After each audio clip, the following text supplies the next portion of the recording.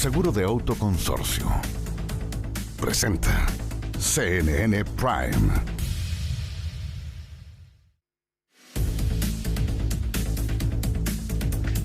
Hola, ¿cómo están? Muy buenas noches, bienvenidas, bienvenidos a CNN Prime. Hoy comienza la semana política porque es lunes de tolerancia cero. Y además, como cada lunes, nuestra ya tradicional sección Dirección La Moneda, junto a Colomba Eichholz y a Macarena Román, vamos a estar develando los datos que nadie conoce y que hay detrás de las decisiones estratégicas de cada campaña, las de oposición o la campaña oficialista, donde hay muchas novedades. Pero comencemos de inmediato con estos titulares. El presidente Donald Trump se reunió con una veintena de líderes mundiales en Egipto para firmar la primera fase del acuerdo de alto al fuego en Gaza. Más temprano, el mandatario dio un discurso ante el Parlamento israelí donde fue ovacionado. En paralelo, se concretó la liberación de los últimos 20 rehenes con vida, además de la excarcelación de casi 2.000 prisioneros palestinos. Rechazo generó la columna de opinión de Cristian Valenzuela, uno de los asesores de José Antonio Kast, en la que acusó a algunos funcionarios públicos de parásitos, aquellos que se aprovechaban del Estado, precisaron. La publicación fue respaldada por el candidato, afirmando que si él la hubiera escrito, hubiera sido más duro. El gobierno anunció una querella por ley antiterrorista tras el ataque que dejó 2 personas lesionadas en Ercilla. El hecho ocurrió en la Ruta 5 Sur, donde desconocidos quemaron una camioneta y dispararon, hiriendo a una mujer y un camionero. Desde la Fiscalía indicaron que están investigando el posible uso de armamento de guerra. El presidente Gabriel Boric visitó y inició una visita en Italia, y esto lo hizo al comienzo con una reunión con el Papa León XIV en el Vaticano, donde abordaron temas como los derechos humanos, la crisis en Gaza y la superación de la pobreza. El mandatario chileno aprovechó además la oportunidad para invitar al sumo pontífice a Chile. Todo esto y mucho más, aquí comienza CNN Prime.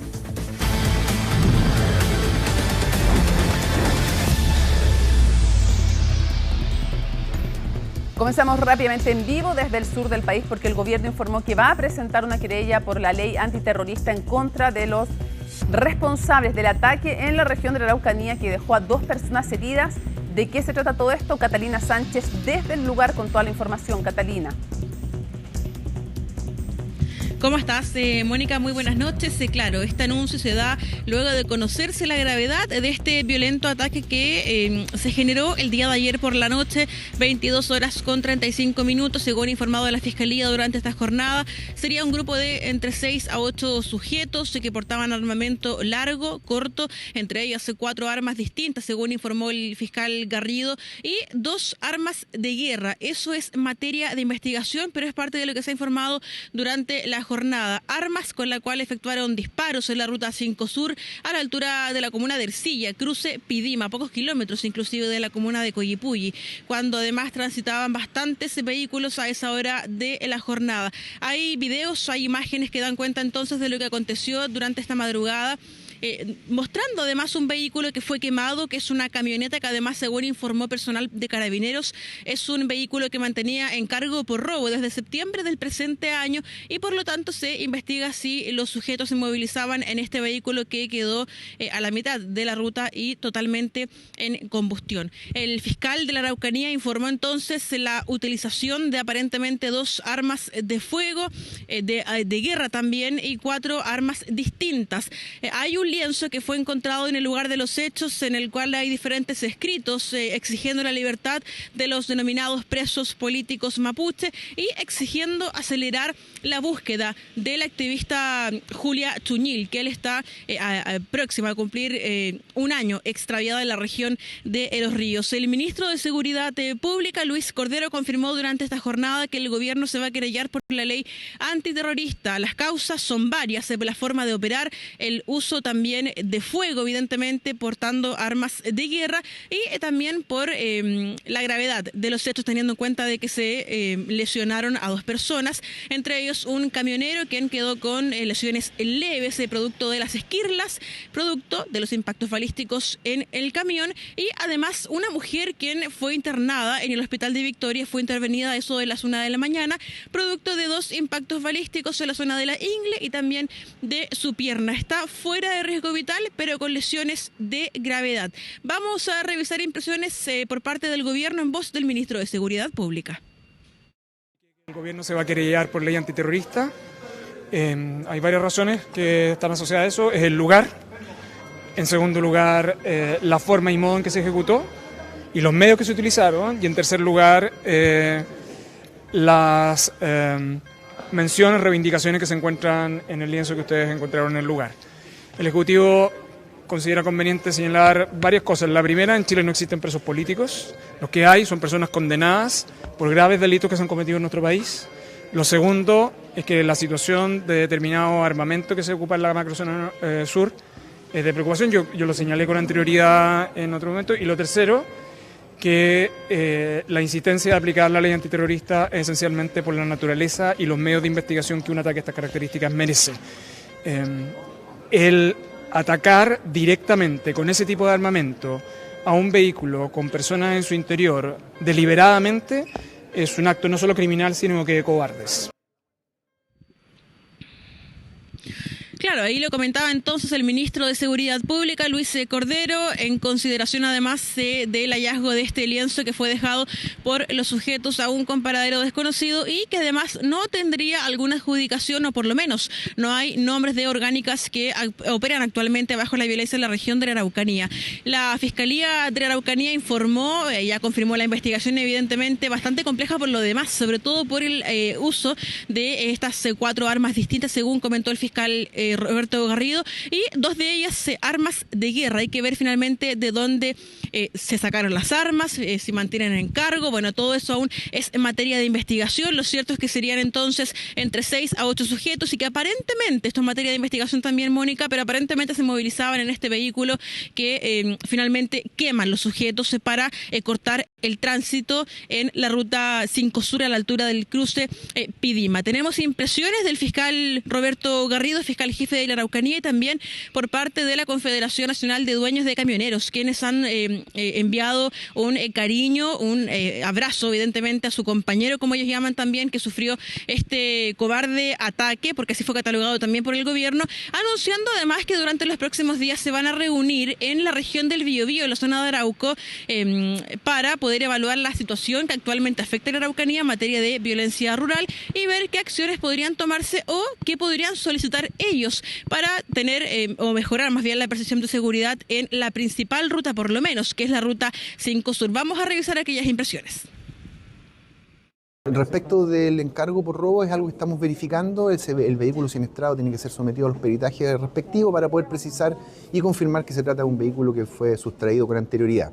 Se logró también determinar no solo la cantidad de personas aproximadamente, sino que el uso de diferentes tipos de armamento, por lo menos 4 tipos de armamento, y lo más preocupante de todo y lo que le da una gravedad importante a este caso dice relación con la utilización de armamento de guerra. La Confederación Nacional de Dueños de Camiones expresa primero su solidaridad con el conductor atacado y por otra parte ha hecho las gestiones para que éste reciba ayuda social y también de carácter psicológico debido al trauma que fue sometido por los disparos de los delincuentes terroristas. Por otra parte, nuestro gremio realizará en los próximos días, en fecha a determinar, pero muy pronto, un encuentro gremial en que se analizarán las situaciones de seguridad y situaciones de carácter social de los camioneros de la zona, de la macrozona sur de la provincia de Arauco y que se va a realizar en Curanilahue. Bueno, el conductor de este camión resultó afortunadamente con lesiones de carácter leve, reitero, producto de los impactos balísticos por las esquirlas en el cuero cabelludo, según informó personal policial. No así el caso de la mujer, quien recibió 2 impactos balísticos, reitero, en la ingle, también en una de sus piernas, y ya fue intervenida durante esta madrugada y se está a la espera de su evolución médica, pero estaría fuera de riesgo vital. Solo cierro contándote, Mónica, que la multigremial de la Araucanía emitió un nuevo informe que emite frecuentemente, dando cuenta de la disminución de hechos de violencia en un 85% en la macrozona sur del país. Sin embargo, señalan que la mayor cantidad de atentados se concentra actualmente en la Araucanía, en la provincia de Malleco, y lo que están exigiendo es un mayor respaldo político. Toda la información, te agradecemos y seguimos después del despacho. Catalina Sánchez, muy atentos a lo que ocurra en la Araucanía. Por supuesto que va a ser un tema relevante y lo es siempre, pero va a seguir generando discusión aún más en medio de la campaña presidencial. Que estés muy bien. Buenas noches. Buenas noches. La Comisión de Trabajo del Senado aprobó la eliminación del requisito de contar con 20 mujeres trabajadoras en una empresa para luego de aquello o bajo aquello acceder al beneficio de Sala Cuna, uno de los cambios propuestos por el Ejecutivo en el proyecto de Sala Cuna Universal. Por otro lado, el mecanismo de financiamiento de la iniciativa sigue generando dudas entre especialistas y parlamentarios. Pilar Gutiérrez nos explica.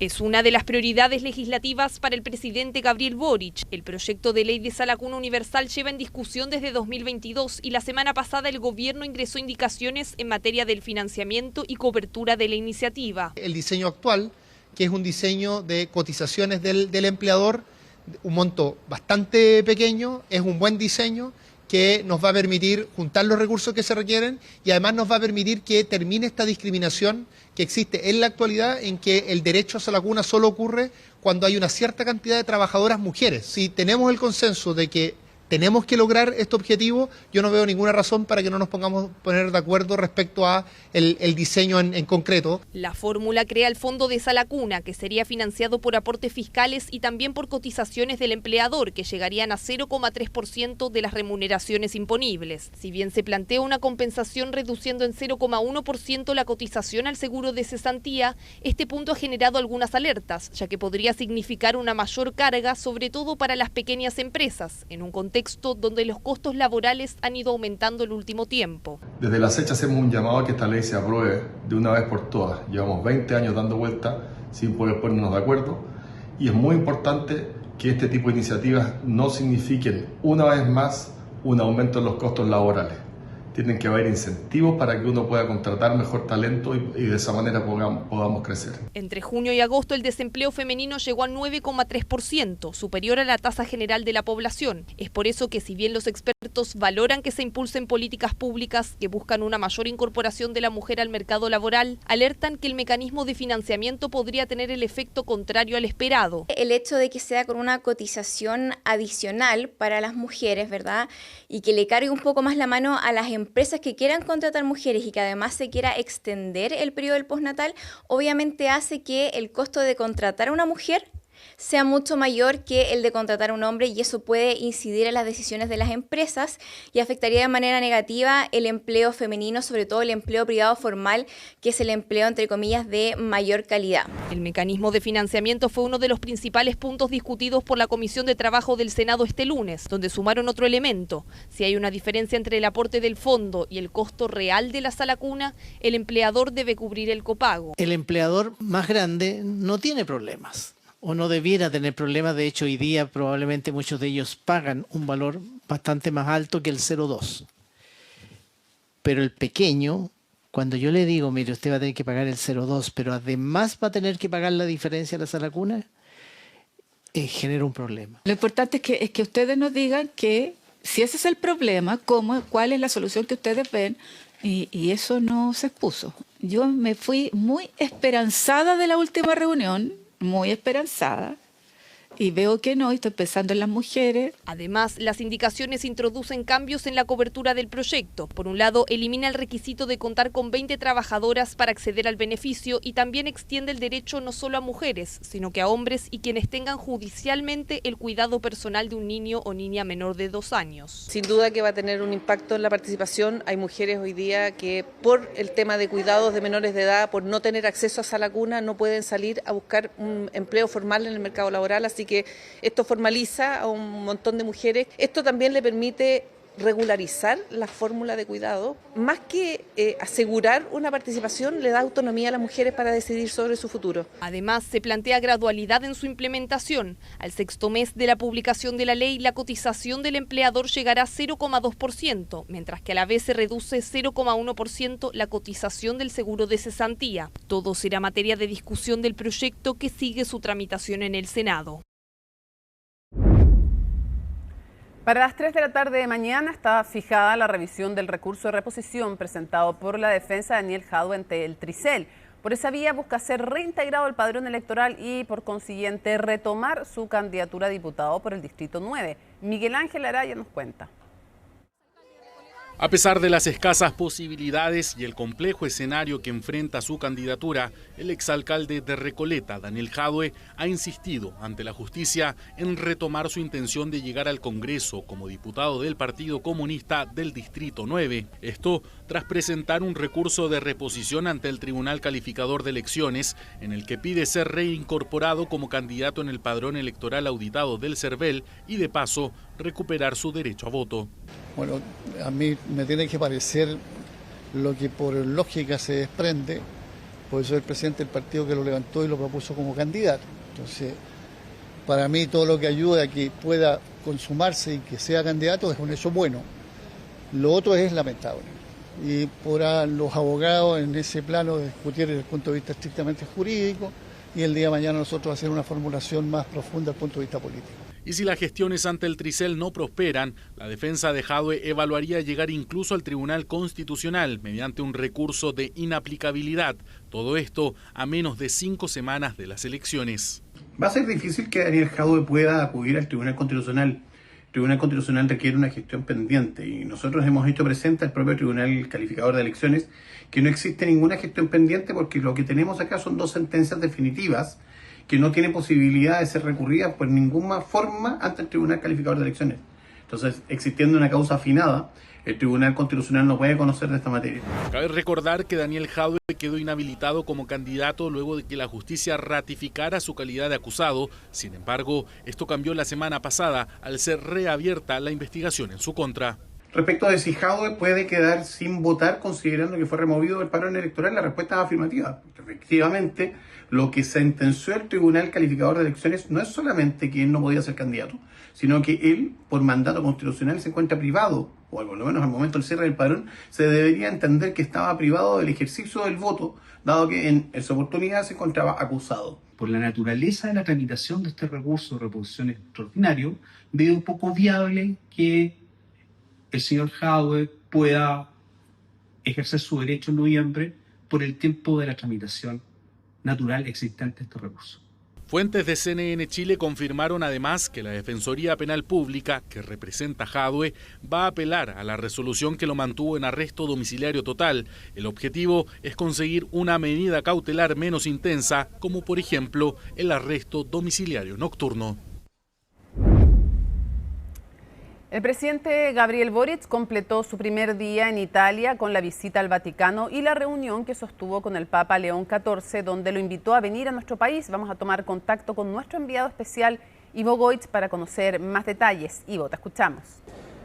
¿Cómo están? Hola. Muy buenas noches. Culminó la primera jornada del presidente de la República, Gabriel Boric, en Italia, en Roma, con la importante reunión que sostuvo con el Papa León XIV en el Palacio Apostólico del Vaticano, una reunión que duró cerca de 45 minutos, pese a que el tiempo presupuestado para esa reunión eran cerca de 25 a 30 minutos. Una reunión donde el Papa León XIV le manifestó al presidente de la República su más profundo dolor por los casos de abuso en el seno de la Iglesia Católica en nuestro país, una tarea que asumió Francisco con distintas investigaciones y que sigue generando dolor al interior de la Iglesia acá en el Vaticano. Además hablaron de nuestro país, un territorio que conoce bien, que ha visitado 3 veces el Papa León XIV, de los problemas migratorios, de los problemas sociales también por los que atraviesa el mundo, los problemas geopolíticos, los que tienen que ver efectivamente con los conflictos armados, lo que está sucediendo en el Medio Oriente, con esta posibilidad y avance de esta fase de de cese al fuego y también de entrega de rehenes por parte de Israel y de Hamas, que tiene al mundo con los ojos puestos en eso, y a varios líderes, entre ellos Giorgia Meloni, la primera ministra de Italia, quien finalmente no se va a reunir con el presidente de la República, Gabriel Boric, al menos en este paso por Italia. Quiero que pasemos a revisar parte de lo que nos dijo el presidente de la República, Gabriel Boric, en relación a ese tema en específico, porque lo ha seguido de cerca, está muy pendiente también, lo están acá en el Vaticano, acerca de la posibilidad de que lo ven con mucha esperanza, del inicio de lo que podría ser la paz finalmente para un territorio que tanto ha sufrido durante los últimos 2 años, desde octubre del año 2022. 23. El presidente valoró cualquier intento por buscar la paz, por solucionar el conflicto, por parar lo que él ha catalogado como una barbarie, como un genocidio, lo que sucede en la franja de Gaza, pero haciendo una crítica a los liderazgos que han asumido un rol importante, como por ejemplo el de Donald Trump. Él dice: no voy a entrar en peleas pequeñas, pero hay ciertos liderazgos con los que yo no comparto, y uno de ellos se tiene que ver con el rol que ha asumido Donald Trump. Pese a ello, el presidente valora de sobremanera el esfuerzo a nivel mundial que se está haciendo por lograr la paz en Medio Oriente. Pasemos a escuchar las palabras del presidente Boric. No conozco los detalles de las tratativas. Yo soy de quienes creen que los liderazgos siempre tienen que ser humildes, tienen que respetar a sus adversarios. Creo que el presidente Trump no representa eso, pero si tuvo una colaboración para que cesara la masacre en Gaza, bienvenido sea. Acá uno no puede entrar en mezquindades pequeñas. Lo importante es toda la gente que estaba sufriendo permanentemente y que ese sufrimiento tenga un punto final sin perjuicio de todas las personas que ya fallecieron, que fueron asesinadas, del dolor de lo que significa. Es esperanzador y bienvenido sea a todos quienes ayudan en esa causa.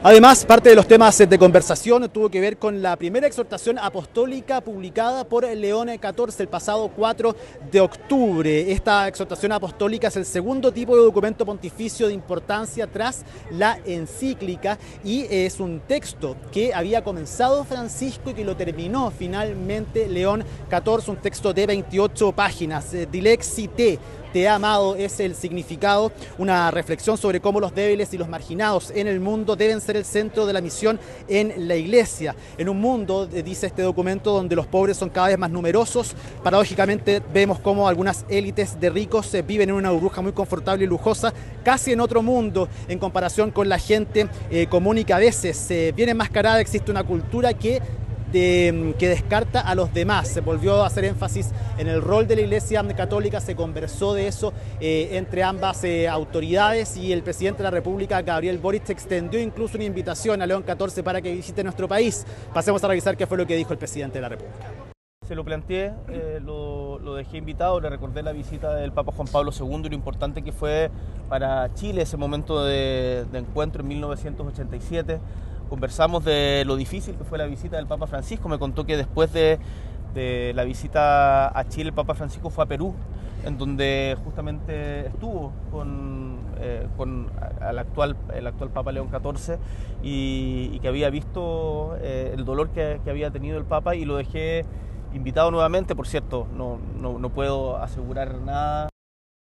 Además, el presidente Boric se reunió con Pietro Parolin el día de hoy, una reunión de cerca de 45 minutos. Visitó la tumba del Papa Francisco, realizó unas tours y visitas guiadas por la Capilla Sixtina, por la Basílica de San Pedro, y el día de mañana va a continuar sus actividades con una reunión bilateral con el director general de la FAO, posteriormente participar de un seminario relacionado con que tiene que ver con la FAO, y a las 8:30 de la mañana, hora chilena, 1:30 de la tarde, hora de Roma, va a participar de manera telemática de ENADE 2025. Ya el día miércoles, en su última jornada acá en Italia, el presidente Gabriel Boric se va a reunir con Sergio Mattarella en horas de la tarde y más temprano participar de un seminario conmemorando el aniversario del atentado que sufrió perpetrado en contra de Bernardo Leighton y Anita Fresno, su señora, donde quedaron gravemente heridos por parte de la dictadura de nuestro país, con compañía de servicio secreto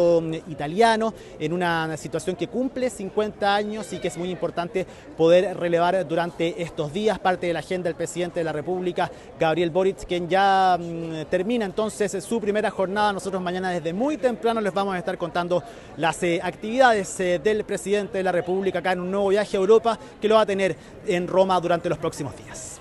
Agradecemos el completísimo despacho, como siempre, de nuestro compañero Ivo Goit, esta vez desde el Vaticano. Nos vamos a la pausa en CNN Prime. Al regreso, dirección La Moneda, noticias internacionales y más.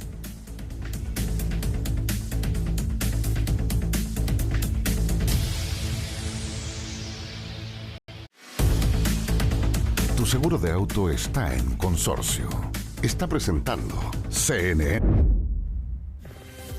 Muy buenas noches, soy Alicia Contreras y partimos la revisión de las noticias internacionales en Conexión Global en CNN Prime. Hoy fue un día histórico, lleno de emociones y festejos, tanto en Israel como en la Franja de Gaza, porque se liberaron a los 20 rehenes vivos que seguían en manos de Hamás en la Franja de Gaza. Ahí tenemos entonces las imágenes que nos llegaron desde Israel cuando fueron liberados estos 20 hombres entonces que se reunieron después de 2 años con sus familias. Ya después de 2 años entonces Hamás no tiene en su poder a ningún secuestrado vivo que resultaron después del 7 de octubre de 2023. Se trata de 20 hombres y de hecho tenemos una gráfica con las fotos de cada uno de ellos porque son hombres jóvenes. El menor tenía 24 años y el mayor 47 años. Ellos son todos entonces los que estaban en manos de Hamás, que estuvieron 2 años prisioneros, algunos de ellos en los túneles de Hamás y que hoy por fin se reencontraron con sus familiares. De hecho, uno era papá de una guagua de 6 meses y hoy la vio con 2 años y medio. Así ha pasado el tiempo entonces y fueron liberados estos 20 hombres. Pero en paralelo también fueron liberados prisioneros palestinos, 1.700 prisioneros detenidos después del 7 de octubre de 2023 en las cárceles de Israel, así como 250 detenidos que estaban condenados a cadena perpetua. En buses salieron entonces estos prisioneros palestinos que fueron llevados a Gaza, a Han Yunis en el caso de las imágenes que están viendo, pero también a Cisjordania y otros fueron deportados a Egipto. Algunas personas llevaban 20 años detenidos y hoy por fin se pudieron reencontrar con sus familias, entonces estos palestinos liberados en este acuerdo que logró Donald Trump, la primera fase de este acuerdo liderado por el mandatario estadounidense. Pero ¿cómo se vivieron las emociones tanto en la Franja de Gaza como en Israel? María Luisa Carrión hizo un completo informe entonces respecto de esta liberación. Veamos.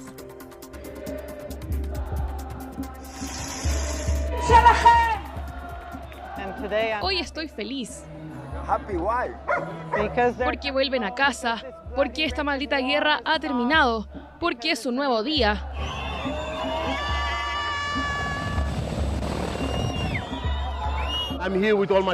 Estoy aquí con toda mi familia, mi esposa, mi hija, mi hijo y mi padre. Él es un sobreviviente del Holocausto, tiene 99 años.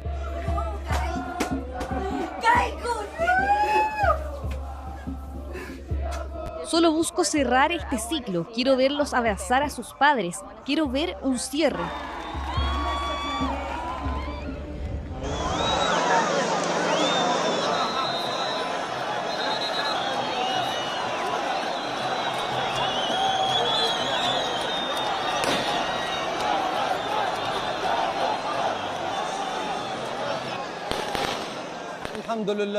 Gracias a Dios, nos sentimos aliviados de haber podido ver cómo está la familia. Que Dios tenga piedad de nuestros mártires y de todos nuestros fallecidos y conceda paciencia a nuestra gente en Gaza. Pedimos a todos que recen por los jóvenes que siguen en prisión. Están sufriendo mucho, agotados y luchando. Hoy fue un día distinto en la Franja de Gaza y en Israel. Dios es grande, Matan. Regresas a casa. Todos regresan a casa. Te amo. Mi vida, gracias a Dios, la guerra terminó. La guerra terminó. Ya no hay guerra. Regresas a casa. Voy camino a Rim para encontrarme con mi hijo Nimrod, después de más de 2 años. Estoy muy emocionada. Estoy llena de felicidad. Y es difícil imaginar cómo me siento en este momento. No dormí en toda la noche y voy camino a Rim. Tras 2 años como rehenes de Hamás, 20 israelíes sobrevivientes fueron liberados este lunes en un acuerdo de alto al fuego negociado por Estados Unidos. Familiares, amigos, toda una comunidad los esperaba en su tierra. Uno de ellos era Nimrod Cohen, un joven de ahora 20 años, soldado que fue secuestrado en la frontera israelí con Gaza cuando estaba en su tanque. No es solo estar lejos de él, es no saber qué le espera. Cada día es peligroso, pueden matarlo todos los días. Le tienes miedo todo el tiempo, día y noche. Otro de los rehenes liberados fue Matan Sangauker. Su madre fue una de las caras más visibles en medio de las protestas que exigían la liberación de los israelíes. Alon Hoge, el pianista de 24 años, secuestrado en medio del Festival de Música Nova, también regresó a su casa. Él resultó herido y perdió la visión en un ojo. También está Eviatan Davis, quien recordemos que por medio de un video había indicado que lo tenían cavando su propia tumba, y así otros 16 israelíes uno a uno se encontraron con sus seres queridos. ¿Recuerdas cuando te dije que papá vendría pronto? Entonces papá vino. Papá regresó de Gaza y estaremos con él hoy. Verás a papá hoy. Te veo feliz. Puedo verte sonreír. Y mientras eso ocurría en Israel, en la Franja de Gaza también esperaban por los suyos. Gracias a Dios, la guerra ha terminado y nuestros hijos han sido liberados de la prisión israelí. Nuestros corazones por fin están en paz. Esperamos, si Dios quiere, que todos los prisioneros restantes también sean liberados pronto. Hoy es una alegría inconmensurable, que cada madre sienta la misma felicidad que yo siento hoy. Mi hijo lleva 2 años en prisión. ¿Sabes lo que significan 2 años? Israel liberó a 250 palestinos que cumplían alguna condena en sus cárceles y cerca de 2.000 detenidos durante la guerra en Gaza, en un día histórico y que podría poner fin a un largo capítulo teñido de sangre que inició en octubre de 2023. Ya lo decía María Luisa, un día histórico, pero esta jornada también terminó con el retorno de 4 cuerpos de rehenes entonces que están en la Franja de Gaza. En total hay 28 rehenes que fallecieron en estos 2 años entonces, y este acuerdo implica la entrega de estos cadáveres a Israel. Ya se entregaron los primeros 4 cuerpos al finalizar esta jornada, pero también se advierte que Hamás no tiene identificados los restos de todos los cuerpos. Eso podría ser un problema entonces en el futuro, porque Israel exige la entrega de todos los restos entonces de los 27 rehenes que fallecieron durante estos 2 años, pero que sus cuerpos siguen en manos de Hamás en la Franja de Gaza. Asimismo, fue un día importantísimo también para el presidente Donald Trump. Viajó a Israel, fue ovacionado, recibido entre aplausos en el Parlamento israelí, también por los familiares de los secuestrados. Insisten en que Donald Trump debe ganar el premio Nobel el próximo año y dio un discurso también en el Parlamento de más de 1 hora. El presidente estadounidense dice que con esto se terminó la guerra, pero claro, hay que ser cautos también respecto de si este alto al fuego se va a mantener. Pero ¿cómo fue la jornada del mandatario? Lo vemos en el informe de Maximiliano Araya.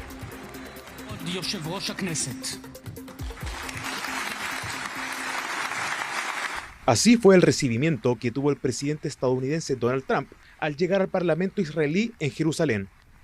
Tras una ovación de más de 3 minutos, el presidente Trump pronunció su discurso en un clima de emoción y se dirigió al Parlamento de Israel en un discurso que duró más de 1 hora. Este es el fin de la era del terror y la muerte, y el principio de la era de la fe y la esperanza y de Dios. Es el comienzo de una gran concordia y una armonía duradera para Israel y todas las naciones de lo que pronto será una región verdaderamente magnífica. Lo creo firmemente. Este es el amanecer histórico de un nuevo Medio Oriente. Gran parte del discurso se dedicó a hablar de la buena relación de Estados Unidos con Israel y a elogiar al primer ministro Benjamín Netanyahu, pero a quien de todas maneras le reiteró que la guerra terminó. Incluso Trump bromeó con indultar a Netanyahu por las 3 causas judiciales que tiene abiertas por corrupción. Quiero expresar mi gratitud a un hombre de excepcional valor y patriotismo, cuya asociación hizo tanto para hacer posible este día trascendental. Y no es fácil. Quiero decirte que no es el tipo más fácil de tratar, pero eso es lo que lo hace genial. A pesar del clima de agradecimiento hacia el mandatario estadounidense, un parlamentario de oposición interrumpió el discurso y levantó un cartel que decía «Reconozcan Palestina». Le damos la bienvenida aquí para darle las gracias por su liderazgo fundamental al presentar una propuesta que obtuvo el respaldo de casi todo el mundo. Una propuesta que trae a todos nuestros rehenes a casa. Donald Trump es el mejor amigo que el Estado de Israel ha tenido en la Casa Blanca. Trump y Netanyahu también se reunieron con familiares de los rehenes que hasta ese mismo lunes habían estado en manos de Hamás. La sensación de felicidad se hizo notar en las calles de la capital israelí, en donde la gente celebraba la llegada de los rehenes y cantaban el nombre de Donald Trump.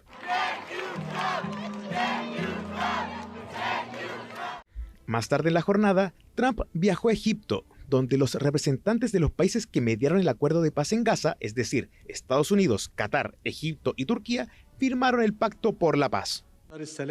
La solución de dos estados como la única manera de lograr la aspiración legítima de los pueblos palestino e israelí de pasar página del conflicto y vivir en condiciones de seguridad. Todos tienen derecho a tener sus propios estados nacionales independientes. Un día histórico para Medio Oriente se convirtió en una jornada dedicada al presidente estadounidense. La conferencia de paz, con la presencia de una veintena de líderes mundiales, se transformó en una ceremonia de celebración personal del poder de Donald Trump.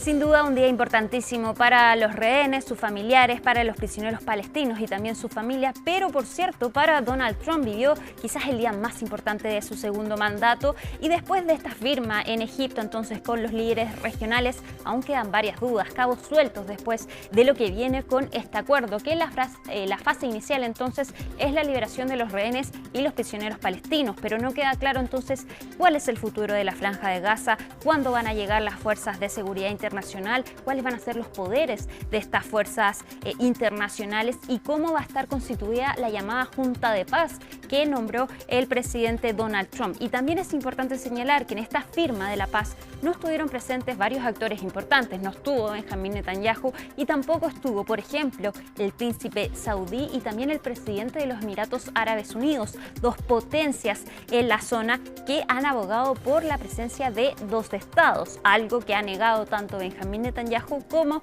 el presidente Donald Trump. De todas maneras, es un día histórico donde no hay un conflicto armado actualmente en la Franja de Gaza y donde fueron liberados entonces los rehenes y también miles de prisioneros políticos. Llegamos al final de Conexión Global en CNN Prime, pero ya viene más CNN Prime con Mónica Rincón. Que estén muy bien. Buenas noches.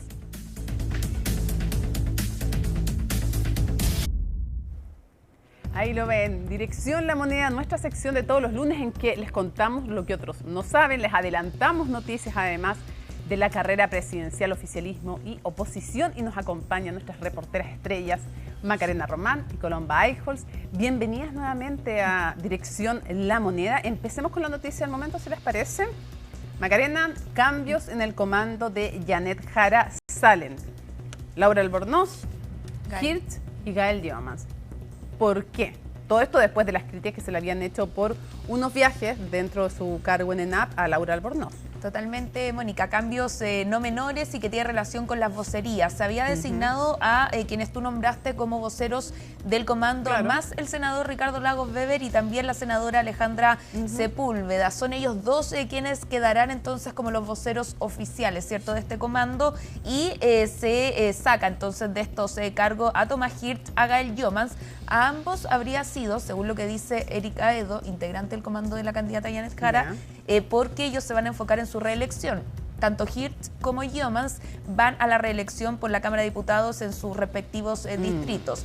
¿Qué pasa con Laura Albornoz? Ahora se enteraron hoy día que van a la reelección en el comando. No debe ser, claro, casualidad, considerando que quedan solo 5 semanas. Para se toma el estudio de CNN Prime. Se toma el estudio.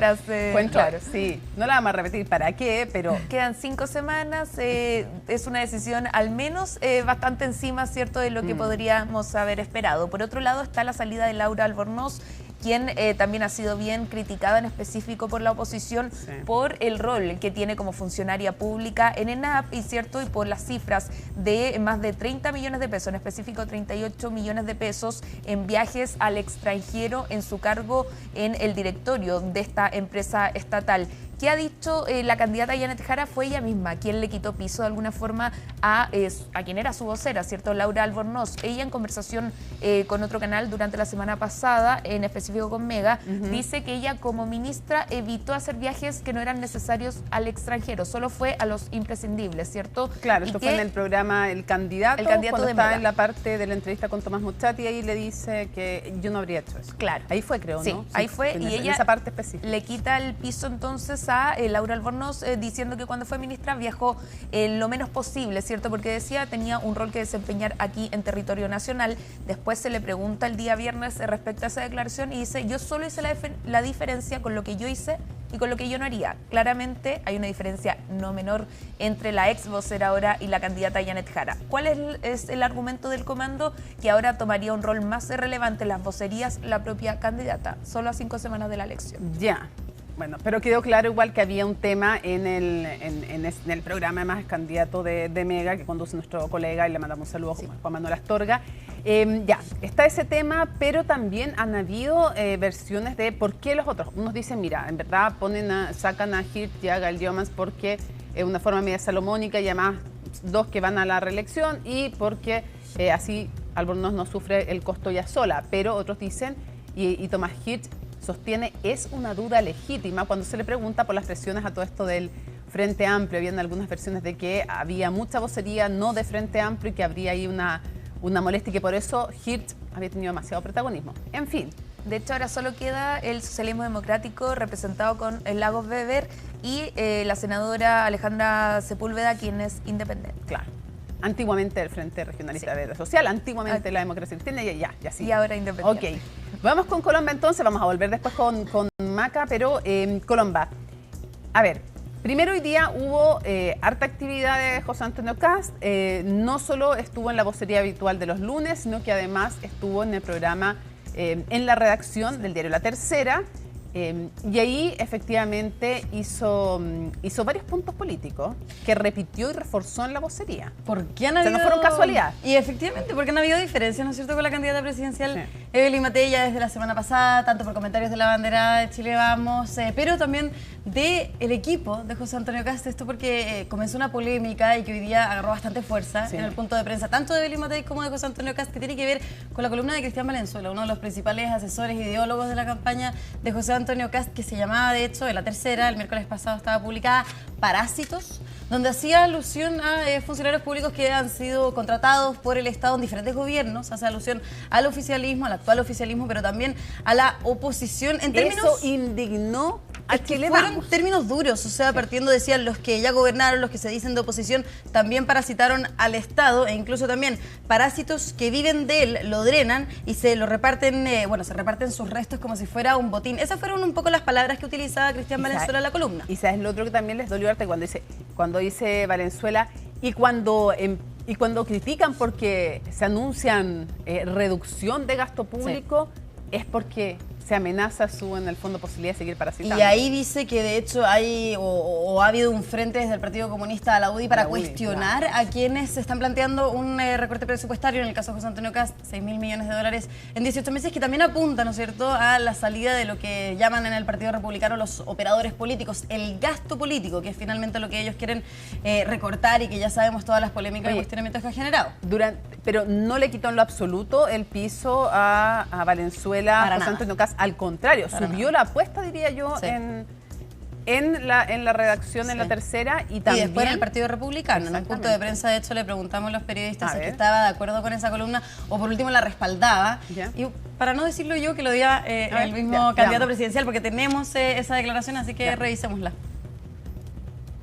En Arica hicimos un llamado honesto a todas las personas que estaban ahí, apoyar el buen trato, el buen relacionamiento de las campañas políticas. Y pedimos un aplauso para cada uno de los candidatos de la oposición por atreverse a desafiar a este mal gobierno. Respecto de un titular, de una columna, bueno, cada uno se siente afectado. Si es que dice, bueno, me siento identificado con lo que dicen. Nosotros no pedimos nada a cambio. Nosotros no le vamos a pedir una lista, no le vamos a presentar una lista a nadie. Si es que no ganamos nosotros. El adversario está al frente, siempre lo hemos planteado, no entendemos que desde el mismo sector se planteen diferencias. ¿Usted cree que Valenzuela se equivocó con esa columna de opinión? No. Si lo hubiese escrito yo, podría haber sido más dura. Ahí está clarito, no le quita el piso, sube en el fondo la apuesta y además en estos días han estado, hay dos cosas que se dijo de Chile Vamos, han estado... Y es curioso, además lo dice Chile Vamos, han estado desconfiando las cifras públicas con las cuales se ejecuta, de hecho, o sea, se trabaja el presupuesto, pero por otro lado también decían algunos en Chile Vamos que empezaron a mandar esta columna de inmediato, o sea, se publica en el sitio web de La Tercera y de inmediato la empiezan a mandar a distintos periodistas, a distintos políticos, se la mandan entre ellos, ardía el chat, varios chats que tiene Chile Vamos o sea, indignación total, más que en el oficialismo, porque que venga desde la misma oposición, y decían, llamarnos parásitos, además, hay implícita una deshumanización. Les molestó harto eso. Ya, ok, sigamos.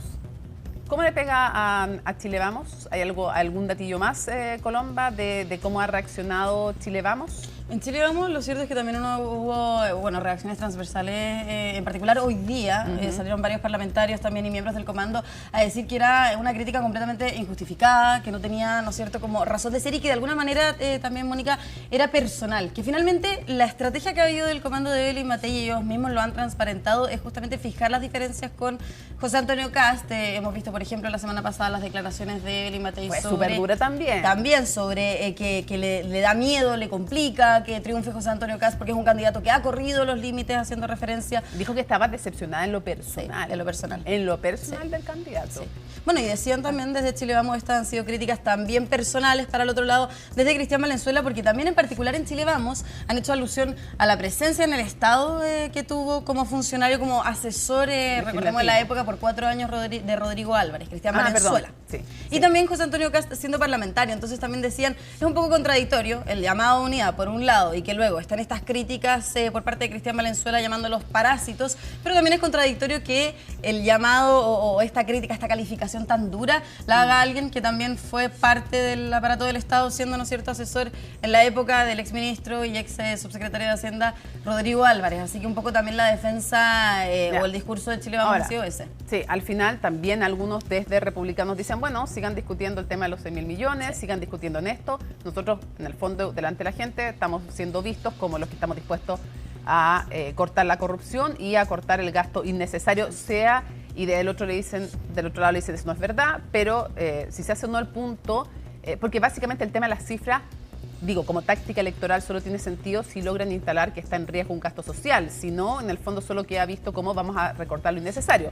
Vamos a ver quién logra imponer su punto, pero Macarena tiene más información. ¿Qué pasó en el lado de Janet Jara con el tema de esta reforma constitucional que propone el presidente para que puedan, sin estado de excepción constitucional, desplegar siempre las Fuerzas Armadas, siempre que lo quiera el presidente por decreto? Por decreto supremo. Eso fue un anuncio que hizo el presidente desde Colchane la semana pasada y que durante este sábado le pudimos preguntar, ¿cierto?, en una actividad donde llega al barrio Yungay. Está siendo humilde. Tú le preguntaste, seamos honestas. Tú le preguntaste, está bien, ella trabaja en equipo, me parece.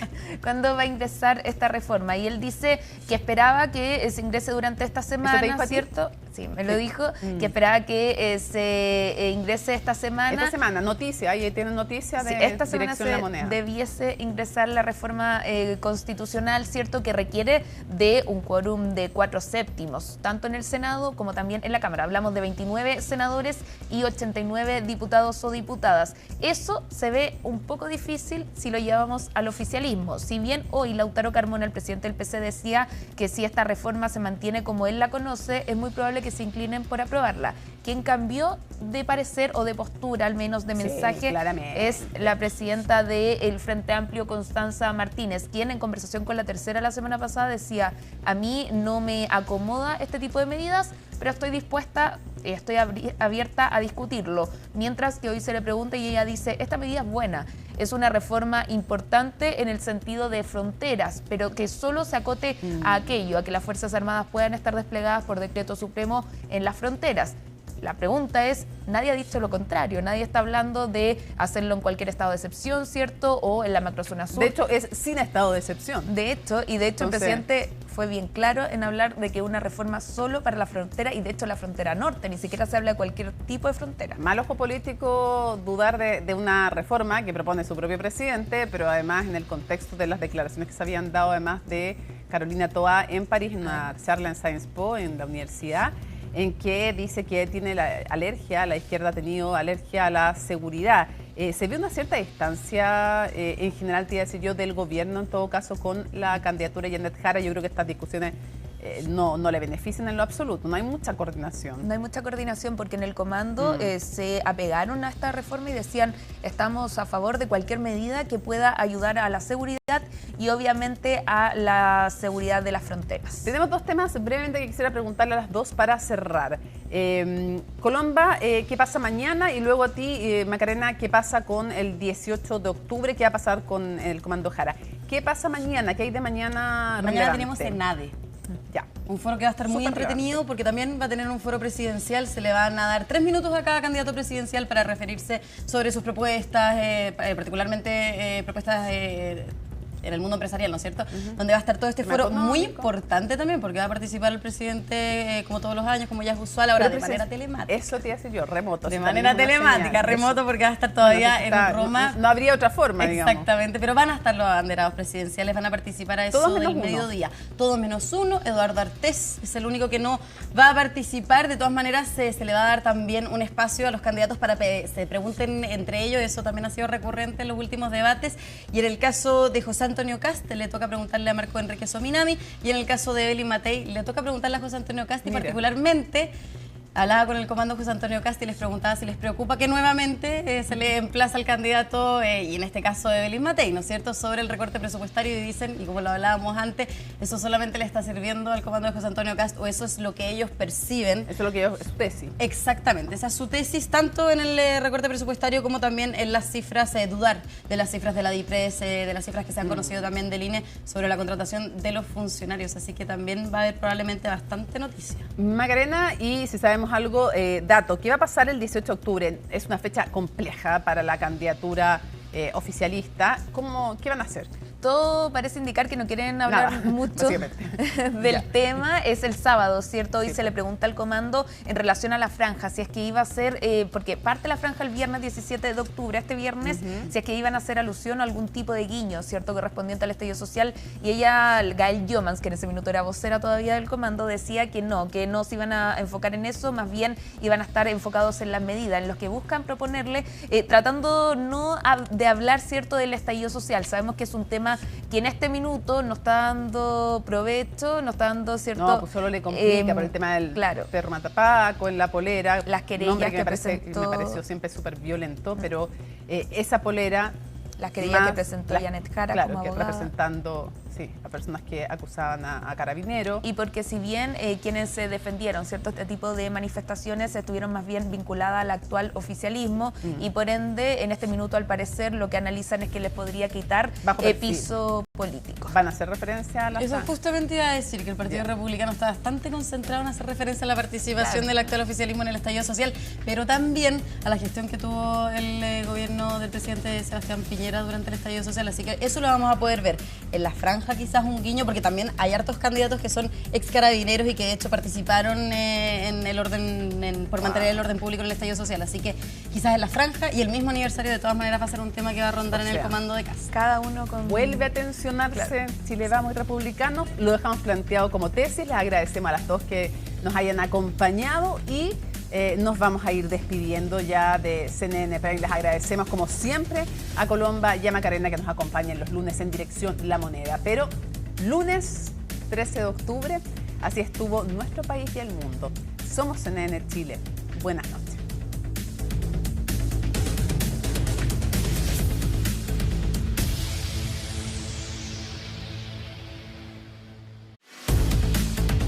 Seguro de Auto Consorcio presentó CNN Prime.